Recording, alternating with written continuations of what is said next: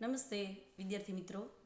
આજે આપણે ધોરણ 11ના મનોવિજ્ઞાન વિષયના પાઠ 6 સ્મરણ અને વિસ્મરણ એ પાઠમાં આપણે સ્મૃતિ અવરોધો જે બે અવરોધો છે એના વિશે આપણે ચર્ચા કરવાની છે. તો સૌ પ્રથમ સ્મૃતિ અવરોધ છે એના વિશે આપણે ચર્ચા કરીએ. તો સ્મૃતિ અવરોધને વિસ્મરણનું સૌથી મોટું કારણ ગણવામાં આવે છે. વિદ્યાર્થી મિત્રો, અને પહેલાં આપણે આગળ સ્મૃતિ વિસ્મરણ જે વિસ્મરણ છે એના કારણો જોયા હતા.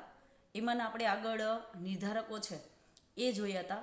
એના માટે આપણે સંકેતાકરની નિષ્ફળતા છે, દ્રઢીકરણની નિષ્ફળતા છે, પછી પુનઃપ્રાપ્તિની નિષ્ફળતા છે, ક્ષય છે.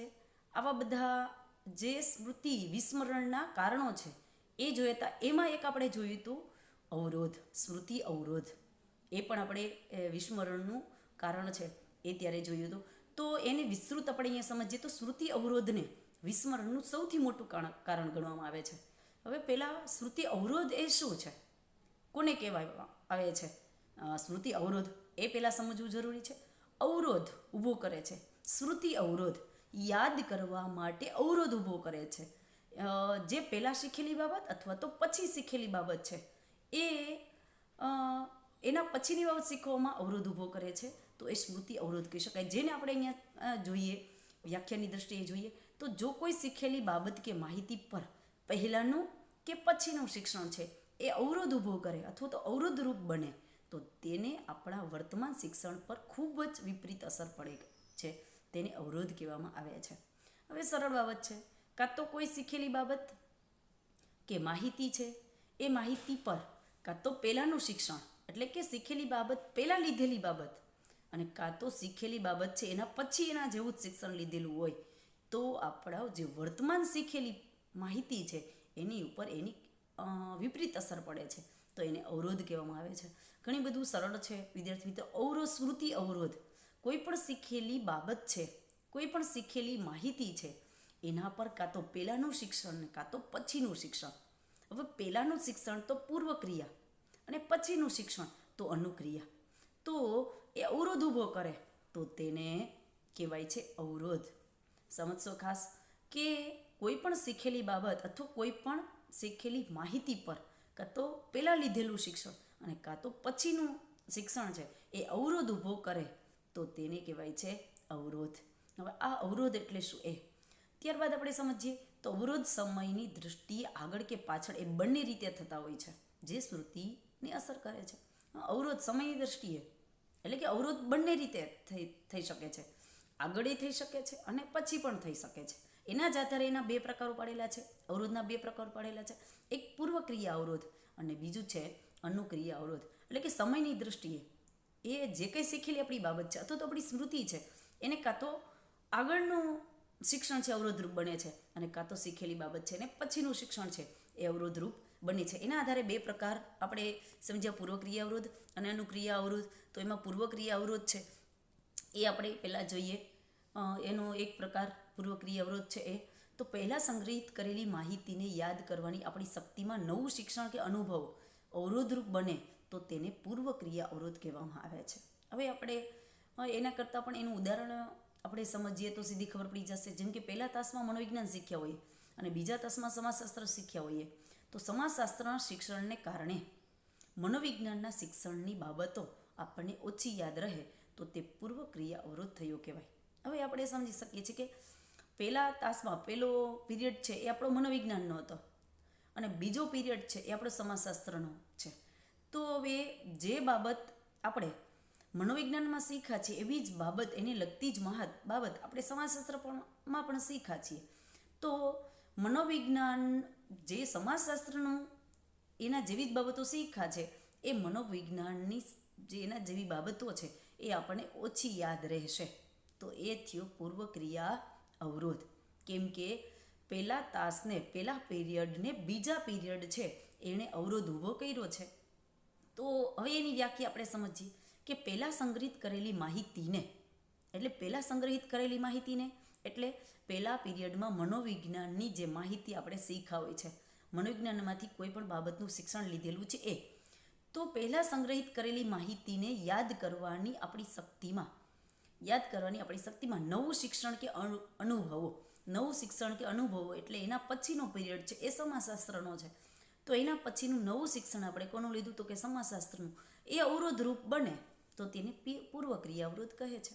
ફરી પાછું એની એ જ વ્યાખ્યા, પહેલાં સંગ્રહિત કરેલી માહિતીને યાદ કરવામાં નવું શિક્ષણ કે અનુભવો છે, નવી બાબત છે, નવી માહિતી છે, એ અવરોધરૂપ બને તો તેને પૂર્વ ક્રિયા અવરોધ કહે છે. કે મનોવિજ્ઞાનનું શિક્ષણ લીધેલું હોય અને એના પછીના પીરિયડમાં સમાજશાસ્ત્ર છે એ શીખતા હોય તો મનોવિજ્ઞાનના શિક્ષણની બાબતમાં સમાજશાસ્ત્રનું શિક્ષણ છે અવરોધ ઊભો કરે તો એને કહેવાય પૂર્વ ક્રિયા અવરોધ. આ એની સરળ આપણે કે પહેલાં લીધેલી માહિતી ને એના પછીની લીધેલી માહિતી છે એ અવરોધ ઊભો કરે તો તેને પૂર્વ ક્રિયા અવરોધ કહે છે. મનોવિજ્ઞાનમાં લીધેલું શિક્ષણ છે એને સમાજશાસ્ત્રનું શિક્ષણ છે અવરોધ ઊભો કરે તો એ પૂર્વ ક્રિયા અવરોધ થયો કહેવાય. ત્યારબાદ એના પછી જ આગળ પૂર્વ ક્રિયા અવરોધ વિશે આપણે સમજીએ તો આવા અવરોધની અસર છે ઓછી કરવા શું કરી શકાય? એ થઈ શકે છે, એના જેવું જ બીજું શિક્ષણ લીધેલું છે તો એના માટે એવી રીતે શું કરી શકાય? વિદ્યાર્થી મિત્રો ખાસ કરીને આ જ બાબત માની લો કે આપણે ધોરણ 12માં ભૂગોળ છે એમાં દૂરસંચાર આવે છે, જ્યારે 12મા ધોરણમાં જ સમાજશાસ્ત્ર છે એમાં સંચાર અને માનવ સમાજ, તો આ બંને છે એકબીજા ઉપર ઘણી બધી રીતે અસર કરે છે. એ પૂર્વ ક્રિયા અવરોધ, કેમ કે એક શીખેલી બાબત છે એના જેવી જ બીજી શીખેલી બાબત છે તો એ એક જ સરખું ન હોવાને લીધે પેલી શીખેલી બાબત છે એની પર એના પછીની શીખેલી બાબત છે એ પેલી બાબતને અસર કરશે તો એ પૂર્વ ક્રિયા અવરોધ થયો કહેવાય. તો આવા અવરોધોને દૂર કરવા માટે તો તેની અસરને ઓછી કરવા માટે શું કરવું? એ સ્વાભાવિક આપણે પ્રશ્ન થઈ શકે. તો તમને જાણીને નવાઈ લાગશે કે આપણે જે કંઈ પ્રવૃત્તિ કરીએ છીએ તેમાં આપણી ઊંઘ પૂર્વે લીધેલા શિક્ષણને ઓછામાં ઓછી અસર કરે છે. સ્મરણ અંગેના આરંભકાળનો એક અભ્યાસમાં જેકિન્સ અને ડેલેનબાકે 4 પ્રયોગપાત્રોને અર્થહીન પદોની યાદી યાદ કરાવી. આમાંના 2 પ્રયોગપાત્રને મોડી સાંજે યાદીને યાદ કરીને પછી તેઓ સૂઈ ગયા, જ્યારે બાકીના 2 પ્રયોગપાત્રો છે એને સવારના સમયમાં યાદીને યાદ કરી અને પછી પૂરા દિવસ દરમિયાન પોતાની રોજબરોજની ક્રિયા અને પ્રવૃત્તિઓ છે એ એણે કરી. હવે એ માટે થઈને અહીં આપણે કીધેલું છે કે જેકિન્સ અને ડેલેનબાકે 4 પ્રયોગપાત્રો છે એને અર્થહીન પદો છે એની યાદી છે યાદ કરાવી. એમાંના 2ને સાંજે યાદી ને યાદ કરીને પછી તેઓ સૂઈ ગયા અને બાકીના 2 પ્રયોગપાત્રો છે એ સવારના સમયમાં યાદીને યાદ કરી અને પછી આખા દિવસ પોતાની રોજબરોજની ક્રિયાઓ છે પ્રવૃત્તિઓ છે એ કરી. તો એના પછી શું થાય છે એ બાબતને આપણે જોઈએ તો સંશોધકોએ બંને જોડીઓના પ્રયોગપાત્રોના ધારણનું માપન 2, 4 અને 8 કલાકે કર્યું.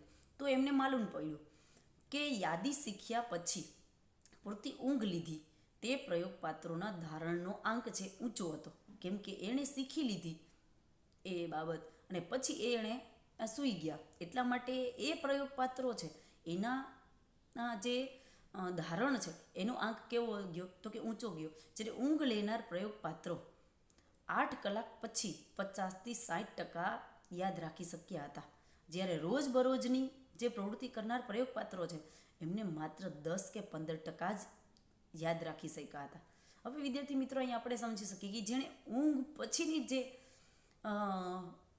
એ કેટલું યાદ રાખી શક્યા અને રોજબરોજની પ્રવૃત્તિ કરનાર પ્રયોગપાત્રો છે એ કેટલું યાદ રાખી શક્યા એ આપણે સમજવા જેવું છે. તો આપણે અહીંયા સમજી શકીએ છીએ કે જેણે ઊંઘ લીધેલી છે એ પ્રયોગપાત્ર છે એણે 8 કલાક પછી એમને કેટલું યાદ રહ્યું તો કે 50થી 60% જેટલું યાદ રાખી શક્યા હતા, જ્યારે જે પ્રયોગપાત્રો છે એણે રોજબરોજની યાદ રાખ્યા પછી રોજબરોજની પ્રવૃત્તિ સાથે સંકળાઈ ગયા હતા તો એ માત્ર 10 કે 15% જ યાદ રાખી શક્યા હતા.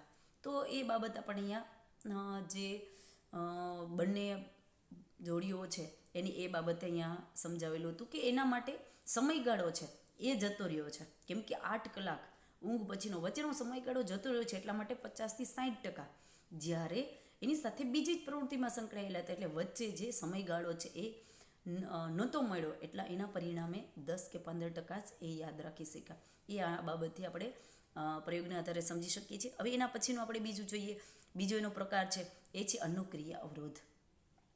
તો સ્મૃતિ અવરોધનો બીજો પ્રકાર અનુક્રિયા અવરોધ, જેમાં પહેલાંનું શિક્ષણ પછીનું શિક્ષણ છે પહેલાં લીધેલા શિક્ષણને અસર કરે છે.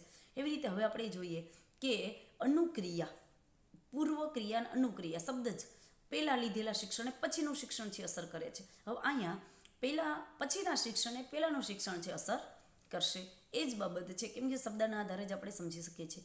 જોઈએ હવે આપણે સૌ જાણીએ છીએ કે જાન્યુઆરી માસમાં વર્ષ બદલાય છે, છતાં પણ ચેકબુકમાં અરજી કરવામાં કે અગત્યના કોઈ દસ્તાવેજ લખવામાં આપણે આગળના વર્ષની તારીખ છે એ લખી નાખીએ છીએ. હવે જાન્યુઆરી માસમાં વર્ષ બદલાય છે, છતાં પણ આપણે ભૂલથી જે આપણી ટેવના પરિણામે શું થઈ શકે છે, તો કે આપણે કોઈ પણ ચેકબુક લખતા હોય, અગત્યનો દસ્તાવેજ લખતા હોય, તો એમાં ભૂલથી આગળના વર્ષની તારીખ છે, એટલે કે ખાસ કરીને 2020 ચાલતું હોય તો હવે 2021 થાય તો ભૂલથી આપણાથી 2020 છે એમ લખાઈ જાય. તો મનોવૈજ્ઞાનિકો આવી ભૂલનું કારણ ને શું કહે છે, તો કે અનુક્રિયા અવરોધ જણાવે છે. લાંબા ગાળાની સ્મૃતિમાં કોઈ સામગ્રી, કોઈ માહિતી કે અનુભવ કે શિક્ષણ છે એ સંગ્રહેલા હોય છે, અને જો નવી માહિતી કે અનુભવોને યાદ કરવાની આપણી શક્તિમાં તે આડે આવે તેને અનુક્રિયા અવરોધ કહે છે. ફરી પાછું કે કોઈ લાંબા ગાળાની સ્મૃતિમાં કોઈ સામગ્રી, માહિતી કે અનુભવોમાં સંગ્રહેલા હોય છે, અને જો નવી માહિતી કે અનુભવોને યાદ કરવાની આપણી શક્તિમાં તે બાબત છે એ આડી આવે તો એને કહેવાય છે અનુક્રિયા અવરોધ એમ કહેવામાં આવે છે. ફરી પાછું આપણે આગળ એમાં સમજીએ તો અનુક્રિયા અવરોધ છે એમાં આપણે જે વર્ગમાં પ્રથમ તાસમાં અંગ્રેજી વિષય શીખ્યા હોઈએ, બીજા તાસમાં ગુજરાતી વિષય શીખીએ તો અંગ્રેજીનું શિક્ષણ છે એ ગુજરાતી વિષયના શિક્ષણમાં અવરોધરૂપ બને છે. એ ઉદાહરણો ઉપરથી આપણે સીધી ખબર પડી જશે કે પ્રથમ તાસમાં અંગ્રેજી વિષય શીખ્યા હોય, બીજા તાસમાં આપણે ગુજરાતી વિષય શીખ્યા હોય, તો અંગ્રેજીનું શિક્ષણ છે વિદ્યાર્થી મિત્રો ખાસ યાદ રાખશો. એ આગળના આપણે પૂર્વક્રિયા અવરોધમાં શું કહેતા હતા કે એના પછીનું શિક્ષણ એટલે કે મનોવિજ્ઞાનને સમાજશાસ્ત્રનું શિક્ષણ છે અવરોધરૂપ બનતું હતું એમાં. જ્યારે આમાં શું થશે, આમાં અંગ્રેજીનું શિક્ષણ છે એ ગુજરાતી વિષયને અવરોધરૂપ બને છે. સમજશો ખાસ, કેમ કે પહેલાં એમાં શું લીધેલું છે, અનુક્રિયા અવરોધમાં પહેલાં શું લીધેલું છે અંગ્રેજી વિષય, એના પછી બીજા તાસમાં ગુજરાતી વિષય છે એ શીખા છે. તો અંગ્રેજીનું શિક્ષણ ગુજરાતી વિષયને અવરોધરૂપ બને છે. અહીંયા એ પ્રમાણે જ્યારે પૂર્વક્રિયા અવરોધમાં સમજીએ કે અંગ્રેજી વિષય શીખ્યા હોય, બીજા તાસમાં ગુજરાતી વિષય શીખ્યા હોય, તો અંગ્રેજીના શિક્ષણને ગુજરાતી વિષયનું શિક્ષણ અવરોધરૂપ બને તો એ થયું પૂર્વક્રિયા અવરોધ. સમજશો. અને અંગ્રેજી વિષય શીખ્યા હોય અને બીજા તાસમાં ગુજરાતી વિષય શીખ્યા હોય તો અંગ્રેજીનું શિક્ષણ ગુજરાતી વિષયના શિક્ષણને અવરોધરૂપ બને તો એ થયું અનુક્રિયા અવરોધ. સમજ પડી વિદ્યાર્થી મિત્રો? પહેલાંના શિક્ષણને પછી લીધેલું શિક્ષણ અવરોધરૂપ બને છે તો એ પૂર્વક્રિયા અવરોધ, અને જે પછીના શિક્ષણને પહેલાં લીધેલું શિક્ષણ છે એ અવરોધરૂપ બને છે તો એની કહેવાય અનુક્રિયા અવરોધ. આ રીતે બંનેના સરખા જ પણ શબ્દના આધારે તમે એના અનુક્રિયા એટલે પછીના લીધેલા શિક્ષણને પહેલાંનું શિક્ષણ છે એ અવરોધરૂપ બને છે તો એને અનુક્રિયા અવરોધ છે એ કહે છે. આવી અનુક્રિયા અવરોધોને નિષેધક સંક્રમણ તરીકે પણ ઓળખવામાં આવે છે. એક વાક્યના પ્રશ્ન વિકલ્પમાં આપણે પૂછી નાખે કે અનુક્રિયા અવરોધોને બીજા કયા નામે ઓળખવામાં આવે છે, તો નિષેધક સંક્રમણ તરીકે ઓળખવામાં આવે છે. આવી પરિસ્થિતિમાં નવી અને જૂની પ્રતિક્રિયા વચ્ચે શું થશે, તો કે સ્પર્ધા થાય છે, તેમાંથી અવરોધની પરિસ્થિતિ છે એ સર્જાય છે એમ માનવામાં આવે છે.